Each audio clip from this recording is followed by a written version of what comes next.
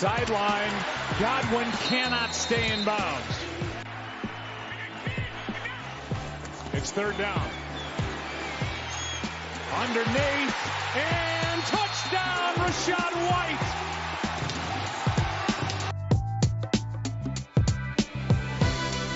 Tom Terrific does it again, yo. This is interesting to see. A daily sports podcast, news, narratives, takes, gambling, etc. Bring etc. back. Don't give a shit. Bucks beat the Saints after being down 14 with 3 minutes left to go. Tom Brady does his thing. Everyone's like, yo, hey, Tom, what are we doing here? Why are you here? Graduate.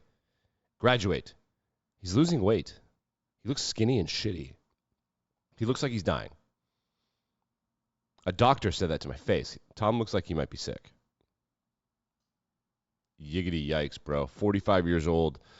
Twice the age of the running back that scored the touchdown right there. Sick. Love it, Tom. You're so cool. That completes Week 13 of the NFL season. Either the Panthers, the Bucks, or the Falcons are going to host a playoff game in the National Football League in the year of our Lord. NFL standings, wild card. So let's just see how bad this is. Here's the NFL playoff picture. I guess I could bring it up for you. We're Googling, and we're loading, and the internet is not hardwired into my computer because it's all the way over there. In my apartment, they put the internet box in the laundry closet, which I obviously adore. Thanks for doing that. In the NFC playoff picture, the Buccaneers are the 4 seed. They're 6-6 in the NFC South. The Cardinals are 4-8. The Saints are 4-9. No one's been eliminated. They are garbage. Garbage. What a garbage division. Here are the Falconians right there, right? And then right below them, the Panthers, and they've all beaten each other. These two teams are on a bye this week, and they were on a bye this week. They'll be on the bye next week. You get what I'm trying to say. The Heisman Trophy announced, which is when I say the Heisman Trophy announced, that means, yeah, they are a proper noun. They are a thing that exists. It announced its finalists for this year. And I got to say, in 2011, the Pulitzer Prize for Literature was not awarded. They just decided, yeah, everyone here is pretty good. No dice. Which is a big year because it would have been a posthumous win for David Foster Wallace, a personal favorite of mine. This year, there doesn't need to be a Heisman. There doesn't need to be one. None of them are the most outstanding player in college football. If every single one of the quarterbacks who was announced as a finalist traded places with another one, their team would be exactly in the same place. None of them would be any better. There simply does not need to be a fucking Heisman. Well, actually, I'm going to rephrase that. There is no Heisman this year. Someone will win the trophy, but there is no Heisman this year. By far, the most outstanding player in the country at their position is Jalen Carter of Georgia. And he will be a first, second, third, fourth, fifth overall draft pick. He's a defensive tackle, quarterbacks, whatever. Stetson Bennett is a walk-on. He's like 26 fucking years old. Max Duggan is the guy for TCU. They're almost undefeated, and he's, again, the dual threat quarterback. Here's C.J. Stroud is a Heisman. A lot of people wanted to claim that a kid from Washington was snubbed. The running back from Michigan was snubbed. The running back from Michigan got hurt. Nobody even noticed. It didn't even matter. So he's not snubbed. Nobody was snubbed. There is no Heisman this year. And the definition of the award is stupid. Most outstanding player. Honestly, I honestly think the move would just be to pick the most senior Michigan offensive lineman and like let it represent the offensive line as a unit. I don't know, but there is no Heisman Trophy winner. I don't give a shit about any of these guys, and no one does. And like I've been watching college football and paying close attention for a long time, and as I get older, it appears every single year that no one's good. That just isn't true. That's me getting older. But last year, Bryce Young was the Heisman Trophy winner. Bryce Young was amazing. Actually, Bryce Young's probably the best player in the country this year, but they didn't win. So whatever, he can't have it, I guess. Hendon Hooker was going to be a guy that people thought, the quarterback for Tennessee. He got hurt real bad. Also, like, again, he's 27 years old, 26. And I don't think it's being hyperbole. I think he's actually literally 26 years old. He's going to be 28 by the time he starts his first NFL game as a rookie. I think that's true. He's got the ACL thing, which I guess he wouldn't be a rookie, whatever. I can't bring myself to, like, I Occasionally people get screwed. I thought last year Jordan Davis got screwed. I thought Saquon Barkley got screwed. I thought Will Anderson and there's someone else last year that got screwed. Jordan Davis, Will Anderson, Kenneth Walker was a better Heisman Trophy candidate than anybody this year. This is it's just a garbage year. There's nobody that's super elite at the sport of college football, which is really strange because many times there's a really good college player that everyone can kind of agree, well, they're not going to be a good pro. And not only are there no quarterbacks that are standing out, there aren't even anybody else in other positions that are really standing out. The way that Caleb Williams lost to Utah, I know that he was hurt. I don't give a shit. Why'd you lose to him the first time? You weren't hurt then. Yeah, so the Heisman Trophy winners were announced. Caleb Williams, quarterback USC. Max Duggan, quarterback TCU. Stetson Bennett IV, quarterback from Georgia. And C.J. Stroud, quarterback from Ohio State. It's the quarterback of the playoff teams and then a quarterback for USC. 3 of the 4 playoff teams. So, yeah, this is just a garbage year. None of these guys are the most outstanding player in college football. Point blank, period. It is what it is, man. Other interesting news in college football, 1,000 players have entered the transfer portal. It used to be back in the day you could transfer, and you had to sit out a year if you transferred to somebody in your conference. But you could get released by your coach to transfer if you played a certain amount of games. Now it's just free agency. So there's a tweet from Albert Breer, noted Ohio State homer. He's one of those guys that ignores Urban Meyer's bad stuff. He's that stupid about his college football fandom and his alma mater. He tweeted, "This is a really bad development. The reality is the great majority of FBS football players aren't going pro." What? Somebody tell him that. That's true. They're not. So there will be a lot of kids who have been to 3 or 4 schools and wind up with no degree. Yeah, let me let you in on a little secret there, Ohio State alumnus. They didn't come here to play school, dog.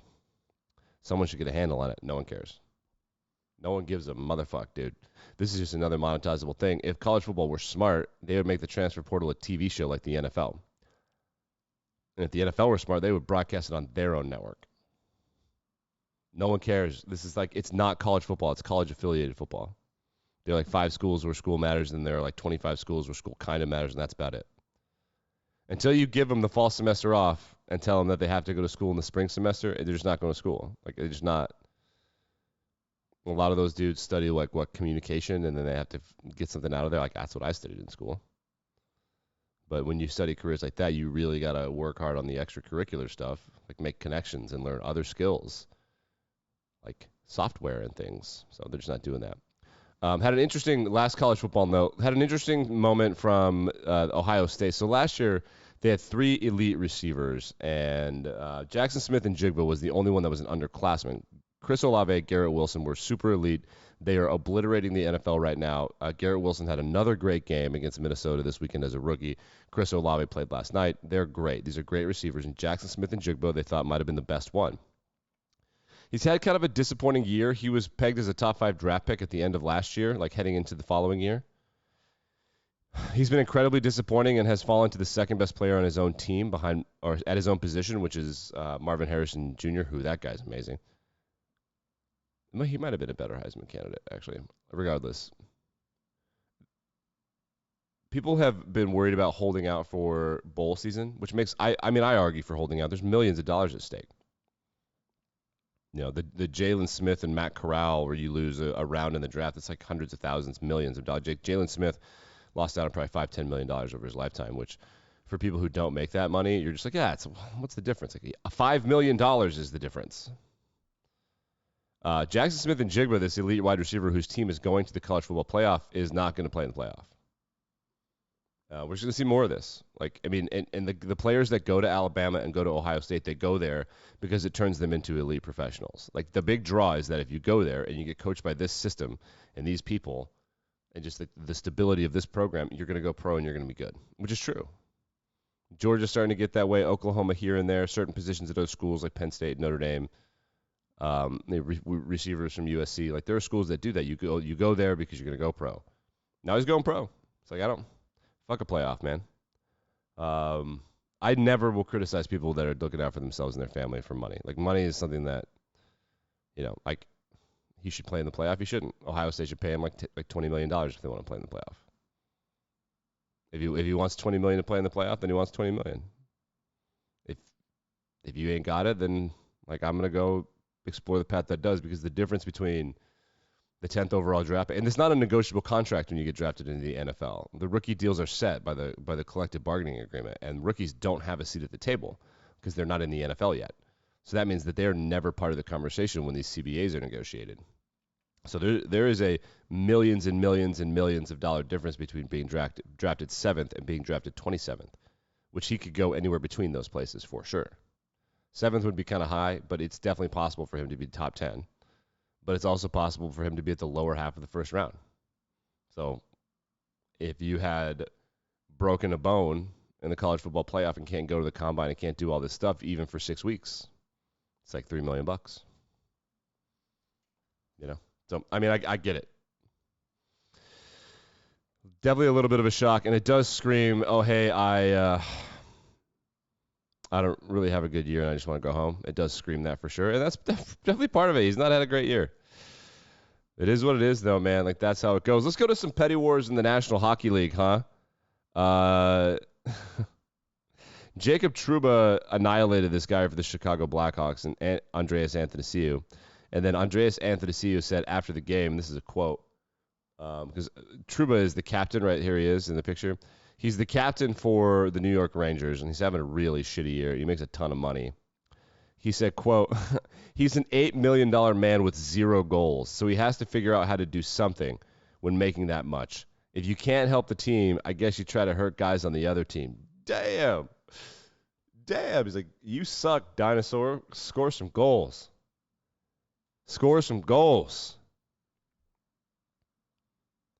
I love shit talking in pro sports. I honestly don't know why people don't do it more. There's really no reason not to do it more. World Cup games today: Morocco and España, Portugal and Switzerland. I like Portugal and the Netherlands to win this year. France dominated Poland. England dominated the Senegalese. Japan took Croatia to penalties. Bruh. They lost in penalties. Man, Japan, that would have been a fun story. Brazil just completely fucked with South Korea. So, at long last, we have eliminated the non-Europe and Latin American continents, except for Morocco, which is basically Europe, kind of. We got one more outlier, then we can get it to the way it's supposed to be, Europe v. Latin America for the Elite Eight, to borrow an American term. I want someone else to be good at it, but we think that that soccer or football is an international sport. It is in Europe and South America. The other continents just don't. It's not the same thing. Yeah, Oceania cares about cricket and rugby, and other places care about rugby, and America does not care about soccer at all. So it's just these two continents, the conquistadors and the conquered. Yeah, don't think they don't think about that. I'll be back in Better Than Ever. Controversial Wednesday coming up tomorrow.